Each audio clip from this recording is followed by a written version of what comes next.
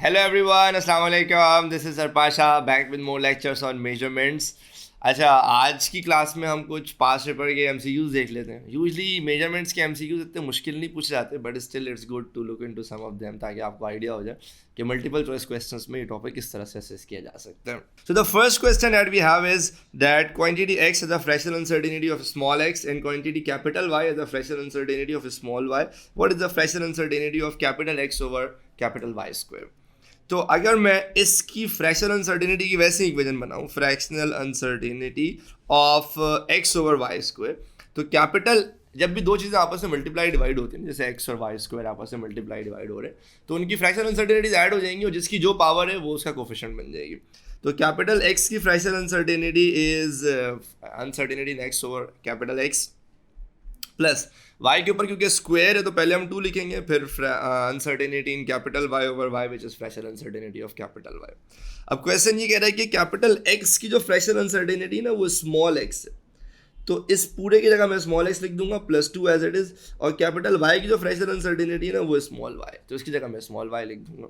तो x plus 2y आपकी fractional uncertainty की इक्वेशन बन गया, और इसी की आपको तलाश थी कि capital x over y square की फ्रैक्शनल अनसर्टेनिटी क्या होगी, तो that is x plus 2y. इसका मतलब C is the correct option. ठीक है भाई, इस क्वेश्चन को देखते हैं भाई. A student measures the time capital T for one complete oscillation of a pendulum of length L. Her results is shown in the table. भाई एक इक्वेशन है T is equals to 2 pi square root L over G, और यहाँ पर आपके पास जो length की value है और जो टाइम की वैल्यू है वो गिवन है अलॉन्ग विद इट्स अनसर्टेनिटीज. आपसे कहा जा रहा है कि जी स्मॉल g की आप परसेंटेज अनसर्टेनिटी निकाल देना. What is the best estimate for the percentage uncertainty of small g. तो पहले काम करते हैं, इस इक्वेशन में ना g को सब्जेक्ट बनाते हैं.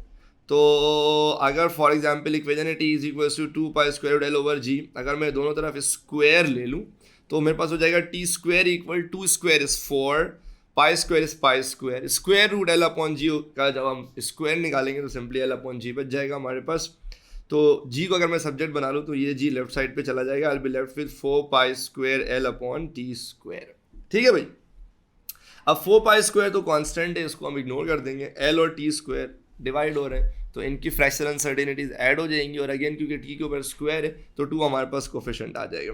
तो फ्रैक्शनल अनसर्टेनिटी इन जी या परसेंटेज अनसर्टेनिटी इन जी बराबर हो जाएगा plus minus percentage uncertainty in L या fractional uncertainty in L plus 2 times fractional uncertainty in T multiplied by 100.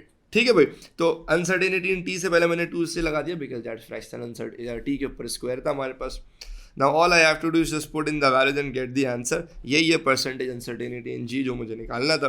तो प्लस माइनस लेंथ की अनसर्टेनिटी है 0.001 और लेंथ की वैल्यू है 0.420 प्लस 2 एज इट इज, ये वाला 2 as it is, into uncertainty in T is 0.1 divided by T की value is 1.3 multiplied by 100 as it is. तो यहाँ पे मेरे पास आंसर आ जाएगा 15.6% which can be rounded off to 16%. So D is the correct option. ठीक है भाई, आगे बढ़ते हैं एक और क्वेश्चन की तरफ. तो ये भी बड़ा सिंपल सा क्वेश्चन है यार. The strain energy W of a spring is determined from its spring constant K and extension X. Anyways, the spring obeys Hooke's law and the value of W is calculated using the equation. इतनी physics अबे ना भी आती हो तो मसले की बात नहीं है, हमें पता है W बराबर है 1/2 kx स्क्वायर के, जहाँ पे मेरे पास ये जो स्प्रिंग कांस्टेंट है जिसको इन्होंने K से रिप्रेजेंट किया that is 100 plus minus 2 and extension is x that is 0.050 plus minus 0.002. तो अगर मैं W की परसेंटेज अनसर्टेनिटी निकालना चाहता हूँ तो मेरे ख्याल से दिस इज K और उसकी अनसर्टेनिटी, दिस इज X और उसकी अनसर्टेनिटी. मुझे वर्क डन यानी W की परसेंटेज अनसर्टेनिटी चाहिए, तो that is going to be equal to like K और X स्क्वायर आपस में मल्टीप्लाई हो रहे हैं ना, तो K की fractional uncertainty plus 2 times fractional uncertainty इन X, साथ में 100 से मल्टीप्लाई कर देंगे क्योंकि परसेंटेज अनसर्टेनिटी चाहिए, तो इधर भी 100 इधर भी 100. अगेन जब भी चीज़ें आपस में मल्टीप्लाई डिवाइड होती हैं उनकी फ्रैक्शनल अनसर्टेनिटीज ऐड हो जाती हैं और जिसकी जो पावर होती है वो न्यूमरेटर में आ जाती है. तो प्लस माइनस K की अनसर्टेनिटी इज 2, K की value is 100 plus 2 as it is, X की अनसर्टेनिटी 0.002 और X की अपनी वैल्यू है 0.050 multiplied by 100 and I will get plus minus 10%. इसका मतलब B is the correct option. ठीक है, आसान है, आई डोंट थिंक इतना मुश्किल है क्वेश्चन. ये क्वेश्चन भी एक बार देख लेते हैं जी.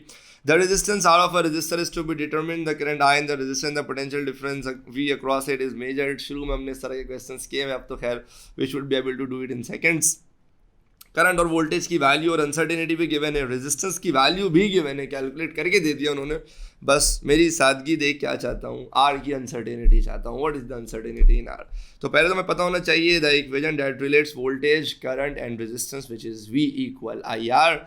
तो रेजिस्टेंस हो जाएगा वी ओवर आई के, वोल्टेज और करंट डिवाइड हो रहे हैं, तो fractional uncertainty in R will be simply equal to the fractional uncertainty in V plus fractional uncertainty in I. जब भी दो चीज़ें मल्टीप्लाई या डिवाइड हो, सिंपली उनकी फ्रैक्शनल अनसर्टेनिटी ऐड हो जाती है to get the fractional uncertainty of the calculated value. तो हम क्या करेंगे जी, कुछ नहीं करेंगे, प्लस माइनस वोल्टेज की वैल्यू की अनसर्टेनिटी पता है 0.5, वोल्टेज की वैल्यू है 15, प्लस करंट की अनसर्टेनिटी है 0.2, करंट की वैल्यू है 2.0. ये आर यहाँ डिवाइड हो रहा है, वहाँ जाकर मल्टीप्लाई हो जाएगा, और आर की वैल्यू आपको गिवन है 7.5, तो अलग से कैलकुलेट करने की ज़रूरत नहीं.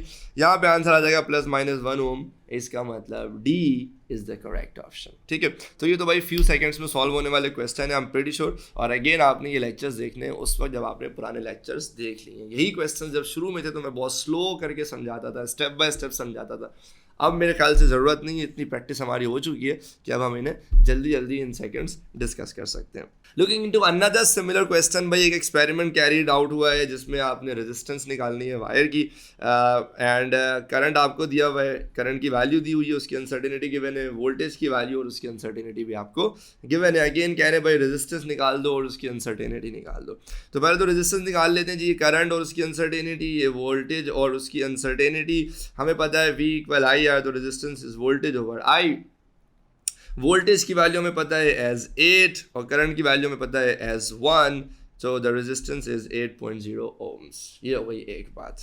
अब क्या करें भाई, अब ये करेंगे कि भाई uncertainty in R over R बराबर है plus minus uncertainty in V over V plus uncertainty in I over I. Again जब भी दो चीज़ें डिवाइड होती हैं उनकी फ्रैक्शनल अनसर्टेनिटीज ऐड हो जाएगी to get the fractional uncertainty of the calculated value. तो भाई चिलिंग है लाइफ में. वोल्टेज की अनसर्टेनिटी है 0.4, वोल्टेज की वैल्यू है 8.0 प्लस करंट की अनसर्टेनिटी है 0.2 और करंट की वैल्यू है 1.0. ये आर यहाँ डिवाइड हो रहा है, राइट हैंड साइड पे जाके मल्टीप्लाई हो जाएगा. आर की वैल्यू भी आप अपने गुनाहगार हाथों से निकाल चुके हैं, विच इज़ 8.0. तो प्यारे बच्चों, मन के सच्चों, इस तरह से एक सिग्निफिकेंट फिगर में अगर मैं रेजिस्टेंस की अनसर्टेनिटी निकालूँ तो that is plus minus 2 ohms. तो अगर मेरे फाइनल आंसर में कोई डेसिमल प्लेस नहीं है, अनसर्टेनिटी में कोई डेसिमल प्लेस नहीं है, तो फाइनल आंसर में भी राउंडिंग ऑफ करके कोई डेसिमल प्लेस नहीं होना चाहिए. So my correct answer has to be 8 plus minus 2 which is option D. Okay जी, ये क्वेश्चन देखते हैं. अच्छा मजे का प्यारा क्यूट सा क्वेश्चन है. कहता था Young modulus of a material is of a wire is bound to found of a wire is to be found the Young modulus E is given by the equation. Again आपको नहीं पता young modulus क्या होती है, ज़रूरत भी नहीं है उसकी. आपको इक्वेशन पता है E is equals to 4FL over pi D square X. ठीक है भाई, अब यहाँ पे जितने भी वेरिएबल्स हैं ना, FL D और X, FL D और X, इन सब की आपको वैल्यूज़ भी गिवन है और इन सब की आपको अनसर्टेनिटीज भी गिवन है. ठीक है भाई, अब आपसे ये नहीं कह रहे हैं कि यंग मॉड्यूलस की अनसर्टेनिटी निकाल दो. अब की बार सवाल डिफरेंट है. कहता है which measurement has the largest effect on the uncertainty in the value calculated of the Young modulus. कि जो हमने यंग मॉड्यूलस कैलकुलेट कर रहे हैं, इसमें किसका सबसे बड़ा इफेक्ट आएगा in the measurement of young modulus. कौन सी मेजरमेंट का लेंथ D, F और X में किसका सबसे बड़ा कॉन्ट्रीब्यूशन है. तो इसको समझने के लिए हम यूँ कर सकते हैं कि सबसे पहले हम एक इक्वेशन बनाते हैं, अनसर्टेनिटी इन E ओवर E, यानी फ्रैक्शनल अनसर्टेनिटी इन E की इक्वेशन बनाते हैं. तो 4 और पाई तो इग्नोर हो जाएगा, F, L, D और X ये चारों चीज़ें आपस में मल्टीप्लाई डिवाइड हो रही है ना, इन सब की फ्रैक्शनल अनसर्टेनिटी ऐड हो जाएगी. तो पहले फ्रैक्शनल अनसर्टेनिटी इन F प्लस फ्रैक्शनल अनसर्टेनिटी इन L प्लस D के ऊपर स्क्वायर है ना, तो 2 टाइम्स फ्रैक्शनल अनसर्टेनिटी इन D प्लस X के ऊपर कुछ भी नहीं, तो अगेन फ्रैक्शनल अनसर्टेनिटी इन X. अब इन सब की वैल्यू को ना अलग अलग कैलकुलेट करूंगा मैं. ये F का फ्रैक्शन का कंट्रीब्यूशन है, ये लेंथ का अनसर्टेनिटी में कंट्रीब्यूशन है, ये D का अनसर्टेनिटी में कंट्रीब्यूशन है और फिर आखिर में X का अनसर्टेनिटी में कंट्रीब्यूशन है. तो अगर मैं सिंपली इसको सिर्फ वैल्यू पुट करूं तो लेंथ की अनसर्टेनिटी थी 0.002, लेंथ की वैल्यू थी सबसे पहले F है ना, तो F की अनसर्टेनिटी है 0.001, F की वैल्यू है 19.62 तो ये मैंने पुट कर दिया प्लस, उसके बाद क्या आ रहा है भाई, अब आ रहा है लेंथ ना, तो लेंथ की अनसर्टेनिटी है 0.002 डिवाइडेड बाय लेंथ की वैल्यू है 2.043 प्लस डी के ऊपर स्क्वायर था 2 एज इट इज, डी की अनसर्टेनिटी है 0.02 डिवाइडेड बाय डी की वैल्यू है 0.54 प्लस, अब आखिरी आ जाते हैं फ्रैक्शनल अनसर्टेनिटी इन, यहाँ पे सॉरी प्लस का साइन आएगा, फिर हमारे पास आ जाएगा प्लस लास्ट वाला बच गया जी फ्रैक्शनल अनसर्टेनिटी इन एक्स, तो x की अनसर्टेनिटी है 0.2 और x की वैल्यू है 5.2। अब इस पूरे को एक साथ सॉल्व नहीं करना है मुझे, बल्कि हर टर्म का ना अलग अलग आंसर निकालना है। तो पहले वाली टर्म का आंसर है 0.0005, दूसरी टर्म का आंसर है 0.0009, तीसरी इस पूरे टर्म का आंसर है 0.074 और फिर आखिरी 0.2 over 5.2 is 0.0385।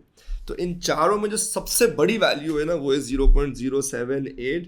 This is the largest effect, यानी ये चारों ही ऐड हो रहे हैं ना, इन चारों की अनसर्टेनिटीज का इम्पैक्ट आ रहा है। सबसे ज़्यादा इम्पैक्ट किसका आ रहा है, इसका आ रहा है। ये कौन है, ये डी है, यानी जो डायामीटर ऑफ द वायर है ना उसमें जो फ्रैक्शनल अनसर्टेनिटी है वो सबसे बड़ा कॉन्ट्रीब्यूशन दे रही है, जो कि बी ऑप्शन है। इसका मतलब इस केस में B is the correct option, ठीक है। अच्छा, ये एक चीज़ को ध्यान में रख लीजिएगा, जस्ट बिकॉज इसके ऊपर 2 था, यानी इसके ऊपर स्क्वायर था तो 2 से मल्टीप्लाई करना पड़ गया, इसलिए आंख बंद करके ये आंसर नहीं होगा, आपने प्रॉपर कैलकुलेट करके देखना पड़ेगा 1 बाय 1 कि भाई ये आपके एफ का कंट्रीब्यूशन है, ये एल का कंट्रीब्यूशन है, ये डी का कंट्रीब्यूशन है और ये एक्स का कंट्रीब्यूशन है इन अनसर्टेनिटी, तीनों का ऐड होगा ना अनसर्टेनिटी।